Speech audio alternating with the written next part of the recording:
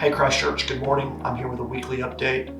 I have been thinking this morning about an article that I read yesterday from a prominent Christian publication online, and the article was all about how already this election year, churches across the spectrum are seeing a lot of division about the upcoming presidential election, which probably doesn't surprise really almost any of us, because in so many ways the church seems to be mimicking what the broader culture is experiencing, which is high partisanship and lots of division and a lot of extremism, politically at least, on both sides.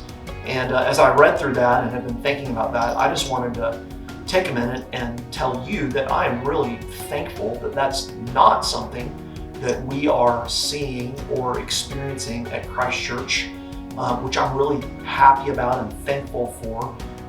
And I just want to encourage us to continue in that. A couple of other thoughts on this. One, I think it's really important for us who follow Jesus in the world in which we're living to just begin to have the assumption that not all Christians who are faithful and godly and love their neighbor and love the Lord are going to have the exact same political views that you might have. Historically, when I was growing up, that was pretty much an assumption that you could fairly make, that pretty much everyone who's a Christian had basically the same views on whatever sort of hot button political issue you came across, and were basically going to vote the same way. That's just not true anymore. There's a lot of reasons why that's not true, but I think it's really important for us trying to live life together in a church family not to presume that people we might talk to or engage with, maybe even about politics, are going to automatically agree with us or be on the same page as us. And you know what? That's okay. What that requires is some humility and some compassion and some wisdom. So I think that's important. And then the second thing that I've already kind of alluded to is just how much more important it is that we remain united on the core principles of the gospel that unite us as Christians.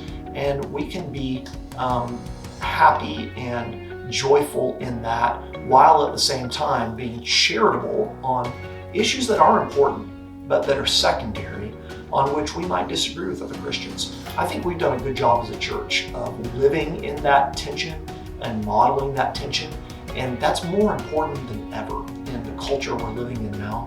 So I just want to encourage you to continue to practice those things, to begin to think more in those ways, and for us to continue to be really pretty countercultural in the way we inhabit our community spaces together, in the way we think about people who might disagree with us on a certain political issue, and in what we prioritize, which is Jesus, His love, and His truth above anything else.